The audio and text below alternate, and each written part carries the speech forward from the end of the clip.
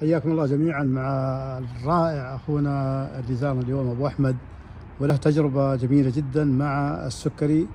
انت كنت تاخذ انسولين 20 سنه. 20 سنه. نعم. اعطنا تجربتك يا ابو احمد مع يعني والله السكري وكيف تغلبت الله يحييك على هالموضوع. ما شاء الله تبارك الله. الله يحييك. الان انا لي بالضبط 11 شهر تركت انسولين، لا بستعمل حبوب ولا اي نوع من انواع علاج السكر. ما شاء الله تبارك الله. بحركه بسيطه تركت حاجه اسمها الخبز وجميع انواع النشويات.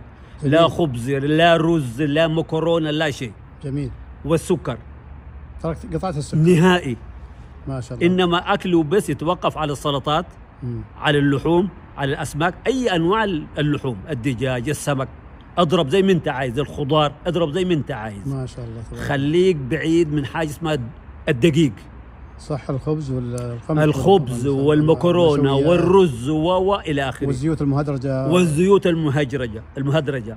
وانا يعني انصح الناس انه الناس يستعمل الدهن الحيواني طبيعي، الشحوم والسمن والزبده. بالضبط كده. انا كله زيتي انا اللي بستعمله في السلطه، في البيض اكثر من البيض. لا تخافون من حاجه اسمها كوليسترول، ما في. يا سلام عليك، ما شاء الله تبارك. فابتعدوا من الاشياء هذه، من الخبز ومن جميع انواع الخبز يعني. الدقيق ركز على السلطات وعلى اللحوم وعلى الاسماك. جميل. وكثروا من الدهون.